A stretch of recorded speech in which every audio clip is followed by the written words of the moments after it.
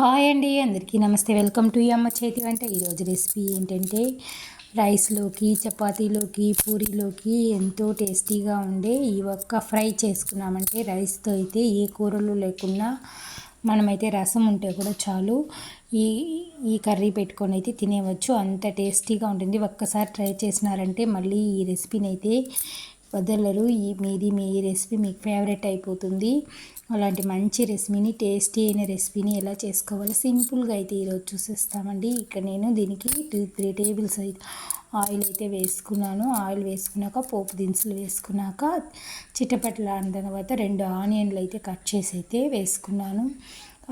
Onion cut చేసి onion వేగుతుండేటప్పుడు అయితే 1/2 tea spoon అల్లం వెల్లుల్లి పేస్ట్ అయితే వేసుకొని ఒక పెద్ద టమాటాలు అయితే ఒక 3 అయితే కట్ చేసి చిన్న ముక్కలుగా అయితే వేసుకున్నాను. ఇందులో పసుపు అయితే 1/2 టీ స్పూన్ వేసుకొని బాగా టమాటాలు మరిగించే వాళ్ళకైతే బాగా మూత పెట్టి మనం బాగా ఫ్రై చేసుకోవాలి. ఒక 2 నిమిషాలు టమాటాలు ఫ్రై అయ్యే లోపల ఆల్రెడీ నేనైతే బఠానీ ఆలు బాగా వాష్ చేసుకొని నైట్లోనే బఠానీ అయితే సోక్ చేసి అయితే పెట్టేసినాను. బాగా నానిన బఠానీలను ఆలుగడ్డలు బాగా వాష్ చేసుకొని 2 ఉడికించి అయితే రెడీ చేసి పెట్టుకున్నాను. ఇది ఇప్పుడైతే మనకు టమాటాలంతా బాగా ఫ్రై అయిపోయి ముద్దగా వచ్చింది. ఆయిల్ అంతా పైకి బాగా తేలుతూ అయితే వచ్చింది. ఇప్పుడు మనం ఇందులోకి నేను దీంట్లో అయితే కాలీఫ్లవర్ కూడా వేసినానండి. కాలీఫ్లవర్ ఇంట్లో ఉన్నింది కాబట్టి ఈ ఫ్రై అయితే కూడా సూపర్గా ఉంటుంది అనేసి అయితే కాలీఫ్లవర్ కూడా బాగా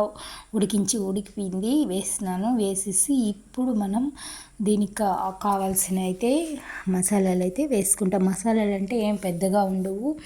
ధనియాల పొడి ఒక 1/2 టీ స్పూన్.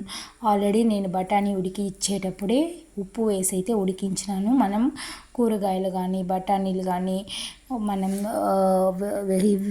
పప్పులు ఉడికించేటప్పుడు ఏదైనా సరే పెసలు, బుడ్డ శనగలు అట్లాంటివి ఉడికించేటప్పుడు ఆల్రెడీ మనం ఉడికేటప్పుడే ఉప్పు వేస్తే మనకు టేస్ట్ అనేది చాలా అంటే చాలా సూపర్గా ఉంటుంది.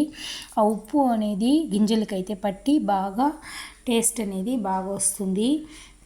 ఇందులోని కారపొడి వేసుకొని మనం కట్ చేసుకున్న కొత్తిమీర అయితే వేసుకుంటే టేస్ట్గా రుచి రెడీ. ఈ వీడియో నచ్చితే లైక్ చేయండి, ఫ్రెండ్స్ అండ్ రిలేటివ్స్కి షేర్ చేయండి.